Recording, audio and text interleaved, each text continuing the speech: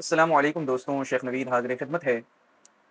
آج صبح کا آغاز ایک انتہائی افسوسناک، اندوہناک اور کربناک خبر سے ہوا، اور ہمیں پتہ چلا کہ اسلام آباد شہر کی سرکاری اسپتال پمس کے اندر آتش زدگی کا واقعہ پیش آیا، اور اس کے اندر تقریباً 14 نومولود بچے جل کر جاں بحق ہو گئے۔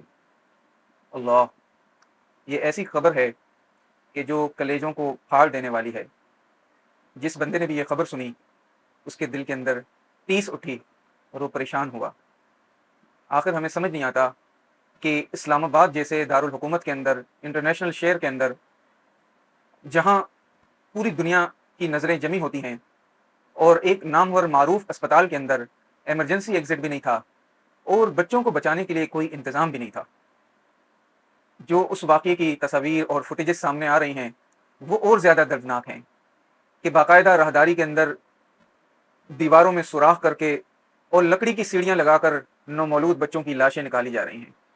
ہائے، یہ معصوم پھول جو کہ ابھی مسکرانا بھی نہیں سیکھے تھے۔ پتہ نہیں ہم نااہلی، بد انتظامی اور کرپشن کی کون سی گہرائی میں پہنچ گئے ہیں کہ پاکستان کے اندر کوئی ادارہ بھی اس افریت سے محفوظ نہیں ہے۔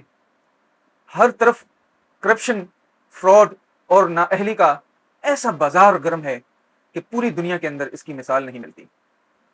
آپ کوئی بھی محکمہ اٹھا لیں، پہلے اس ملک کے اندر نہ بوڑھے محفوظ تھے، نہ بچے محفوظ تھے، نہ مرد محفوظ ہیں، نہ عورتیں محفوظ ہیں، اور اب وہ نومولود بچے کہ جنہوں نے مسکرانا بھی نہیں سیکھا تھا، اور وہ ہماری نااہلی اور بد انتظامی کا شکار بن گئے۔ اگرچہ موت اللہ تعالیٰ کی طرف سے آتی ہے، اور موت کا ایک وقت مقرر ہوتا ہے، اور اللہ تعالیٰ کی رضا پہ راضی رہنا چاہیے، لیکن جو قاتل ہوتے ہیں، قاتل کو اس لیے سزا سے نہیں چھوڑ دیا جاتا کہ مقتول کا وقت پورا ہو گیا تھا، بلکہ وہ فیصلہ تو آخرت میں ہوگا۔ تو اس نااہلی اور بد انتظامی کے ذمہ دار حکومت ہے، وزیر صحت ہے، سیکرٹری صحت ہے، اسپتال کی انتظامیہ ہے، اسپتال کا جو ذمہ دار ہے، ڈین ہے، اسے پکڑنا چاہیے اور اسے جیل کے اندر ڈالنا چاہیے۔ آپ اندازہ تو کریں ان ماؤں کے دلوں پر کیا بیتی ہوگی، ان باپوں کے دلوں پر کیا بیتی ہوگی کہ جن کے نومولود اس وارڈ میں پڑے ہوئے تھے، اور ان کی تو آوازیں بھی نہیں نکلی ہوں گی۔ اللہ، ایسے معصوم تھے کہ ان کی تو آوازیں بھی سامنے نہیں آئی، اور انہیں نہیں پتا تھا کہ وہ کس جہنم کدے کے اندر پیدا ہو گئے ہیں، وہ کس بے حس اور نااہل معاشرے کے اندر پیدا ہو گئے ہیں کہ جہاں نہ کسی کی عزت محفوظ ہے اور نہ کسی کی جان محفوظ ہے۔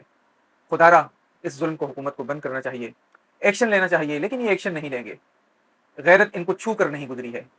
یہ اتنے بڑے بغیرت اور بدفطرت قسم کے لوگ ہیں کہ چند چھوٹوں پر الزام لگائیں گے، فائل بند کریں گے اور بڑوں کو بچا لیں گے۔ مصطفیٰ کمال صاحب جو روز آ کر قوم کو بھاشن دینا شروع ہو جاتے ہیں، بڑے انٹلیکچوئل بنتے ہیں، بڑی اچھی اچھی مثالیں دیتے ہیں اور بڑے لسان ہیں، قادر الکلام ہیں۔ اب بتائیں نا، اس واقعے پر ان کے پاس کیا توجیہ ہوگی؟ اپنی نااہلی کو کس طرح چھپائیں گے؟ سب سے پہلے تو ان کو ڈوب مرنا چاہیے، پھر اگر ان کے اندر غیرت کی رمق موجود ہے تو استعفیٰ دے کر پوری زندگی کے لیے سیاست سے ریٹائر ہونا چاہیے۔ شرم آنی چاہیے آپ کو، حکومت کو شرم آنی چاہیے، وزیر اعظم کو شرم آنی چاہیے، صحت کے اداروں کو شرم آنی چاہیے، ان ڈاکٹروں کو شرم آنی چاہیے، نرسوں کو شرم آنی چاہیے جن کی بد انتظامی، نااہلی اور کرپشن کی وجہ سے یہ عظیم سانحہ ہوا